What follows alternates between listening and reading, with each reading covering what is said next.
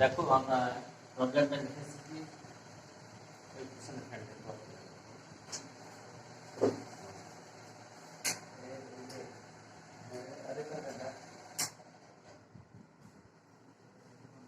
দেখো আমার প্রবলেমটা লিখেছি কি যে সোজা অপর পাড়ে যাওয়ার জন্য স্বপন ফেরিতে করে 15 কিলোমিটার পার আওয়ার বেগে নদী পার হওয়ার সময় দেখলো ফেরিটি সোজাসুজি রওনা না দিয়ে স্রোতের প্রতিকূলে তীর্যক ভাবে যাচ্ছে। তার মানে হচ্ছে আমরা একটা নদী কল্পনা করে নিই।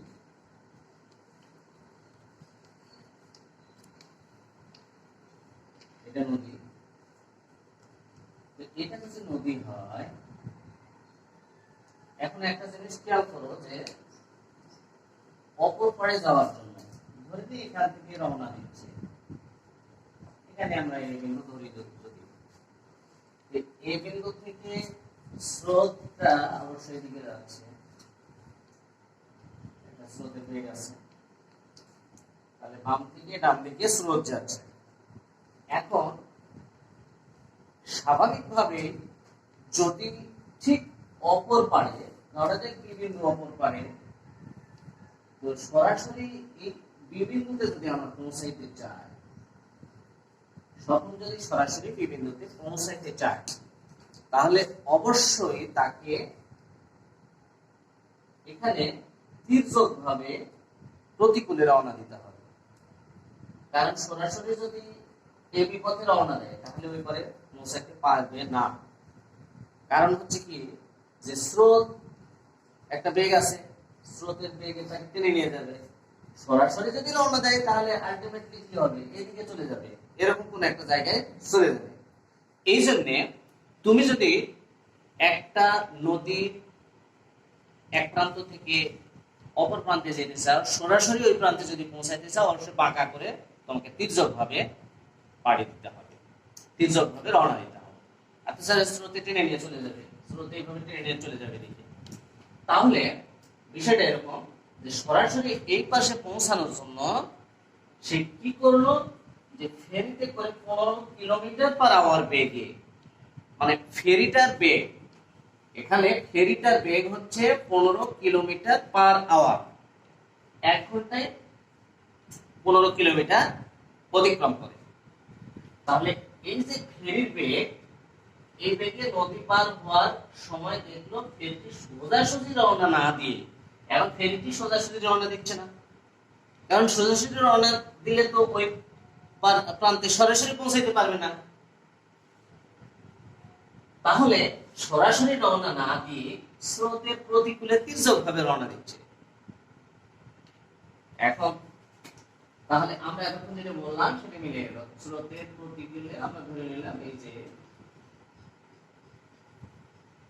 তীর্যক ভাবে রওনা দিচ্ছে।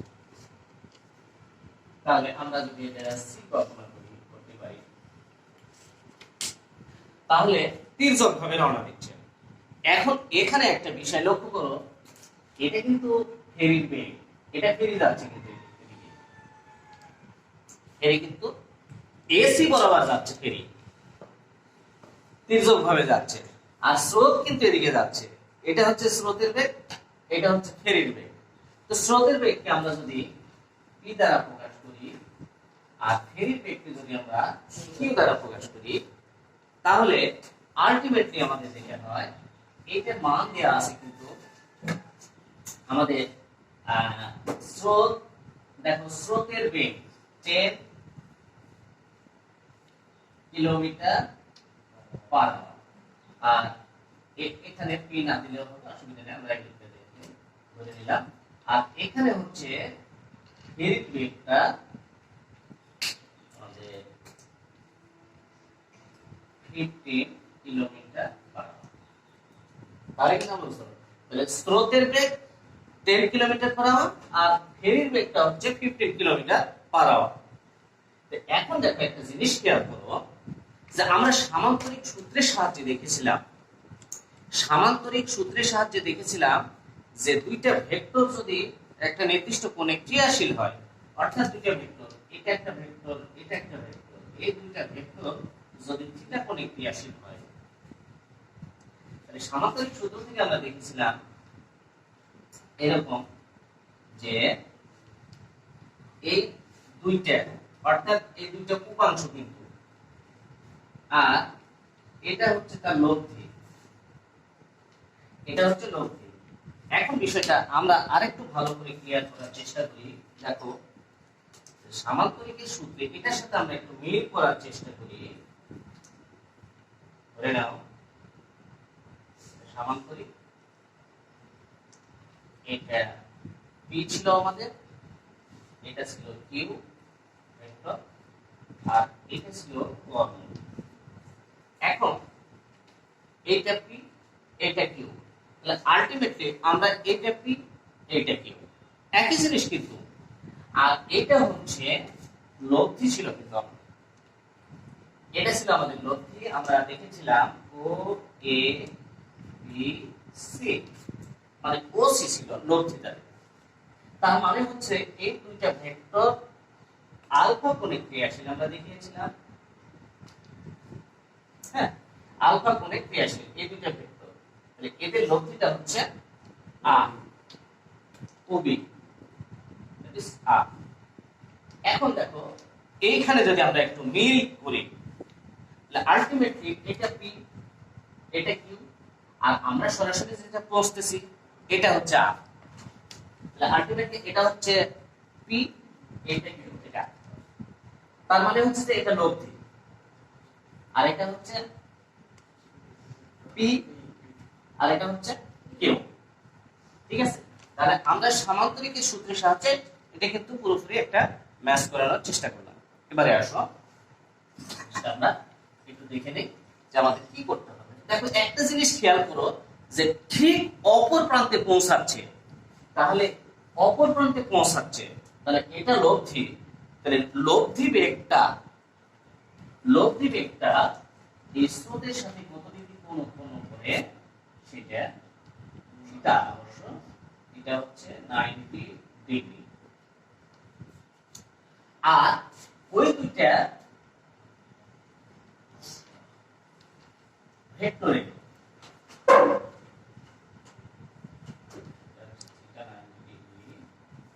আর এই দুইটা ভেক্টরের মধ্যবর্তী কোণ আমরা আলফা ধরে নিলাম, আলফা কোণে ক্রিয়াশীল ছিল আমরা সামান্তরিক সূত্র থেকে যেটা পেয়ে।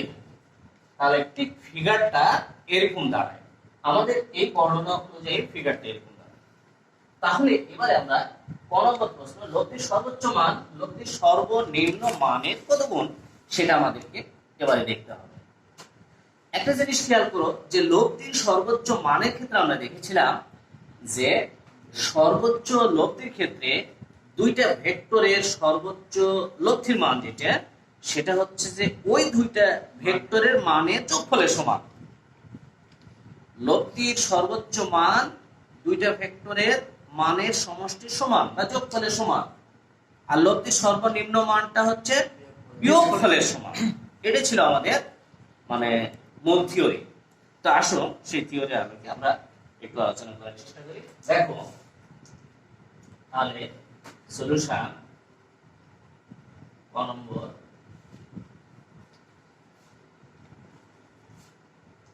লব্ধির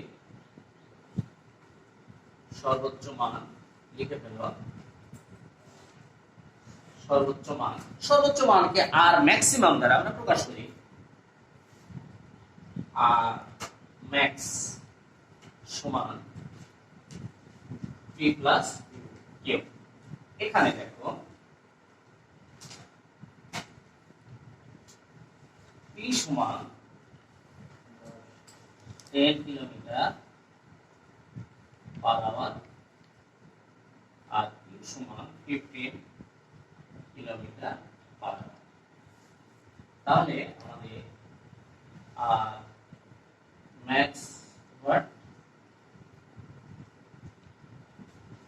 ultimately 10 plus 15 25 kilometre per hour. এটা আমাদের লব্ধির সর্বোচ্চ মান আমরা পেয়ে গেলাম। এবারে লব্ধির সর্বনিম্ন মান ভেক্টরদের মানের বিয়োগফলের সমান। তবে এখানে একটা কথা মনে রাখতে হবে, যে যেটা বড় হবে সেটা কি কিন্তু আগে রাখতে হবে। সেটা মাইনাস ছোটটা। আবার লব্ধির সর্বনিম্ন মান আর মিনিমাম ইকুয়াল,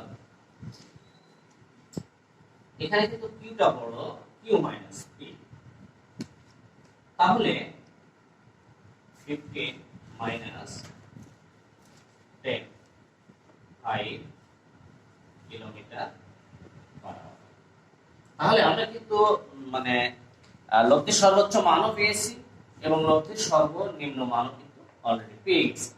এবারে আমাদের প্রয়োজন যেটা, সেটা হচ্ছে, প্রশ্ন হচ্ছে লব্ধির সর্বোচ্চ মান লব্ধির সর্বনিম্ন মানের কত গুণ হবে সেটা আমাদের বের করতে হবে। তাহলে আমরা একটু এই সাইডে একটু দেখার চেষ্টা করি। এখন আমাদের আর ম্যাক্স ডিভাইডেড আর minimum equal 25 divided by 5 kilometre per hour,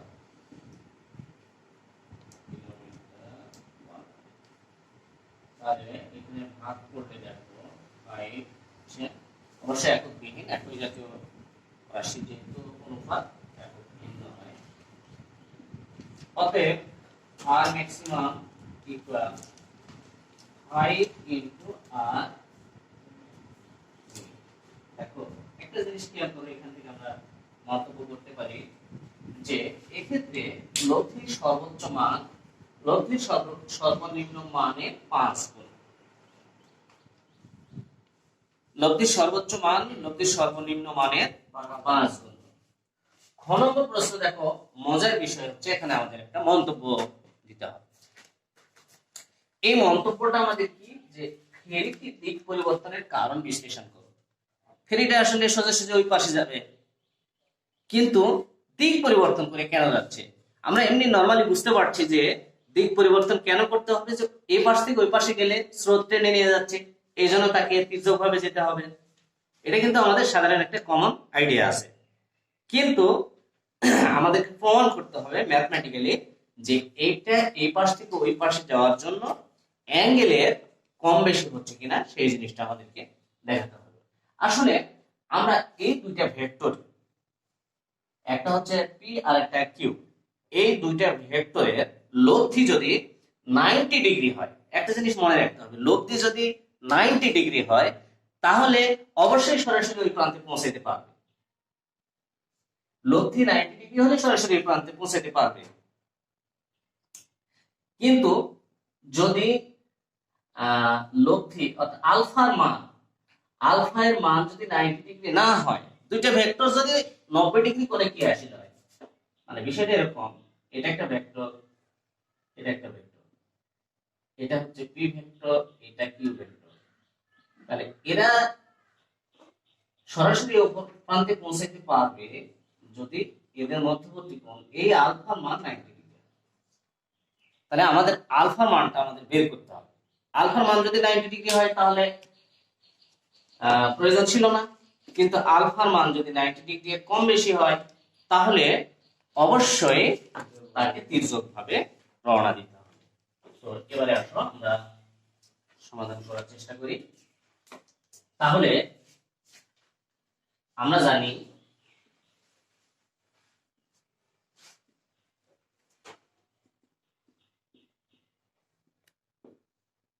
tan theta সমান Q sine alpha divided P plus Q cos alpha. সামান্তরিক বিধি অনুসারে আমরা জানি পি এবং কিউ যদি দুটো ভেক্টর হয়, এরা যদি পরস্পর আলফা কোণে ক্রিয়াশীল হয় তাহলে এবং লব্ধির সাথে যদি থিটা কোণ উৎপন্ন করে, তাহলে আমরা লিখতে পারি tan থিটা সমান Q sine alpha divided P plus Q cos alpha. কারণ কি, আমরা সামান্তরিকের ওই বিধি থেকে আমরা একটু ঘুরে আসি, ওখান থেকে সামান্তরিকের ওই বিধি থেকে আমরা দেখেছিলাম ঠিক এরকম। দেখো এখান থেকে আমরা দেখেছিলাম এটা পি ভেক্টর, এটা কিউ ভেক্টর, পি এবং কিউ দুটা ভেক্টর, এরা হচ্ছে আলফা কোণে ক্রিয়াশীল, আর এদের লব্ধিটা হচ্ছে এই কর্ণটা ছিল লব্ধি,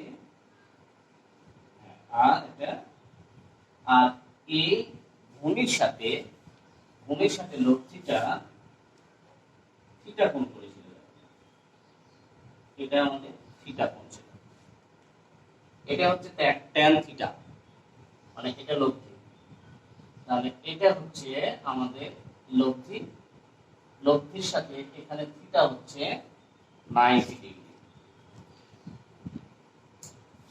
এখন ঠিক এই চিত্র আর এই চিত্রের সাথে কিন্তু আমরা একটা কম্বিনেশন করতে পারছি।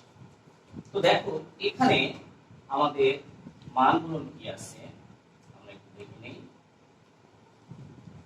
এখানে স্রোতের বেগ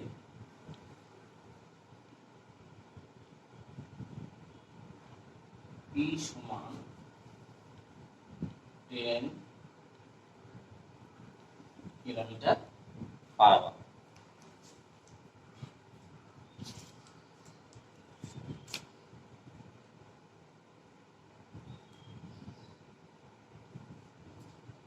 স্রোতের বেগ আমাদের এখানে 10 কিলোমিটার পার আওয়ার।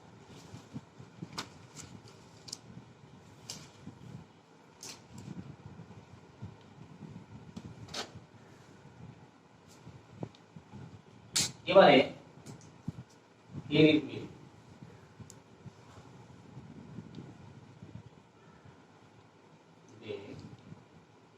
কিউ সমান 15 কিলোমিটার পার আওয়ার।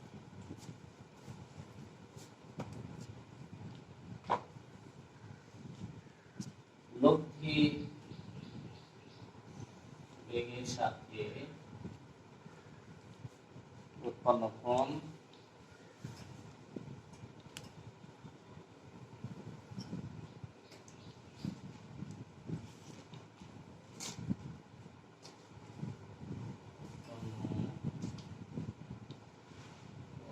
থিটা সমান 90 ডিগ্রি।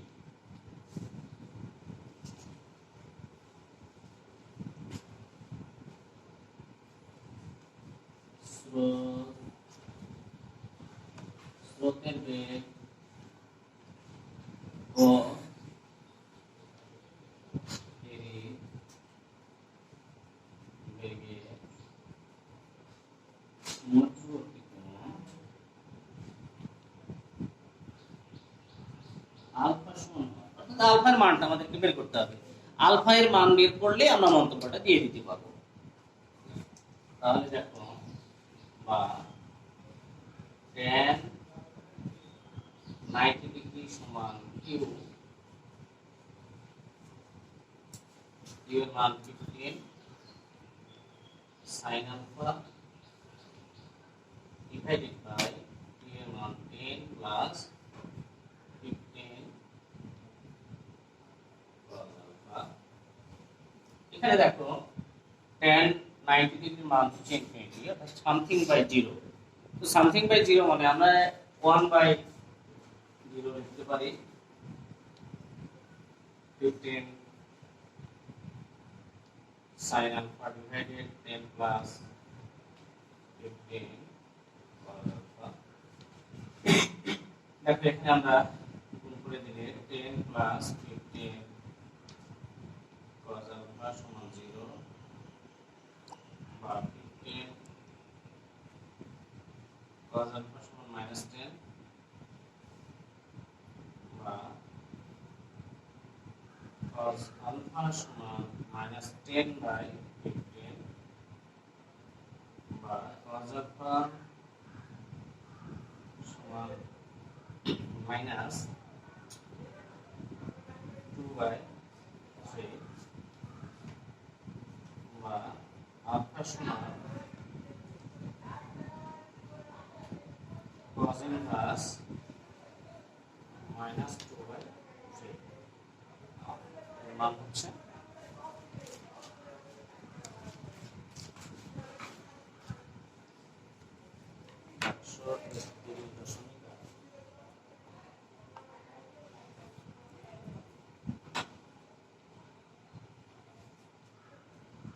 তাহলে আলফা এর মান আমরা কিন্তু পেয়ে গেলাম 131.8 ডিগ্রি। এখন দেখো, অর্থাৎ ওই ফেরিকে ঠিক এই পাশ থেকে এই পাশে সরাসরি নিয়ে যেতে হলে অবশ্যই আলফা কোণে স্রোতের প্রতিকূলে তীর্যকভাবে রওনা দিতে হবে। অর্থাৎ এখানে এতটুকু মান হলো আলফা কোণের মান হচ্ছে 131। যেহেতু এখানে আমরা একটা মন্তব্য দিয়ে দিতে পারি, যেহেতু আলফা এর মানটা 90 ডিগ্রি অপেক্ষা বড়,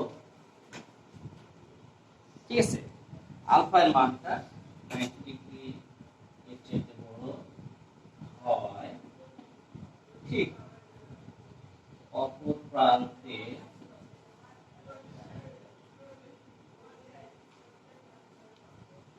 পৌঁছানোর জন্য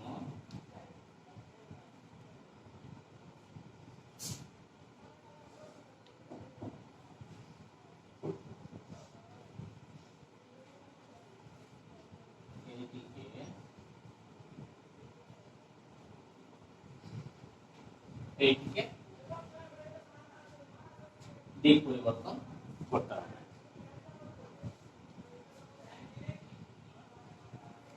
সোজাসুজি রওনা না দিয়ে তির্যক